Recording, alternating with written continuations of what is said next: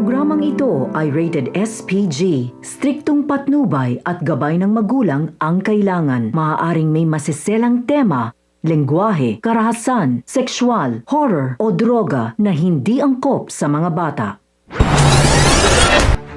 Mga kapamilya, ang mga dapat nating abangan sa FPJ's Batang Quiapo. Walang kaalam-alam sina Olga at David na may niluluto na palang plano si Ramon laban sa kanila. Ang alam kasi ni Olga at David ay tuluyan ng napatay ni David si Severino. Siguradong magliliyab sa galit si Olga sa oras na malaman niyang buhay pa pala si Severino. Matapos ngang madala si Severino sa pinakamalapit na ospital, ay agad na itong naitimbre ni General Ribas kay Ramon. At para makaiwas na sa maraming tanong ng press, ay mas minabuti ni Ramon na palabasin na patay na si Severino at walang ibang nakakaalam nito kundi silang dalawa lang. Dinala ni Ribas si Severino sa isang ligtas na lugar upang tuluyang magpagaling. At nang nagkamalay na nga si Severino, ay agad nitong sinabi na kinakailangan niya umanong makausap ang kanyang boss Ramon dahil may mahalaga siyang dapat na sabihin. Kung kaya't dali-dali ngang tinawagan ni Ribas si Ramon at sa pagdating nga ni Ramon ay dito na sinimulan ni Severino na isalaysay ang totoong nangyari at kung sino ang bumaril sa kanya.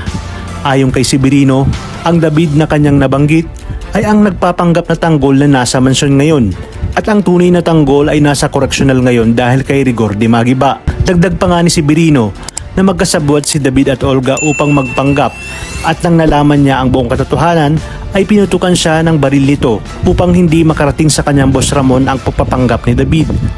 Dahil sa mga nalaman ni Ramon ay halos sumabog nga ito sa galit dahil sa pagtatarantado sa kanya ni na Olga at David. Napagtanto niya rin na kaya pala pinipilit ni Olga na iligaw siya sa pangalang David dahil plano pala ito ng dalawa. At ngayong alam niya na umano ang totoo, ay kinakailangan niya nang mahanap at mapuntahan ang kanyang tunay na anak. Ipagpapatuloy niya umano ang kanyang pakikitungo kay David at siya naman ngayon ang makikipaglaro kina Olga at David. Hanggang sa dumating na nga ang araw kung saan isasama mismo ni Ramon si Severino sa mansyon na siyang ikakagulat ng dalawa. Anong palusot pa kaya ang gagawin ni na Olga at David upang mailigtas sila sa tiyak na kamatayan mula kay Ramon? Talagang kapanapanabik ang mga susunod na tagpo sa teleseryeng ito.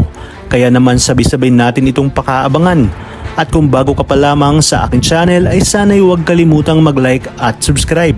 Pinutin ang notification bell para updated kayo palagi. Maraming salamat sa inyong panonood at hanggang sa muli, kapamilya.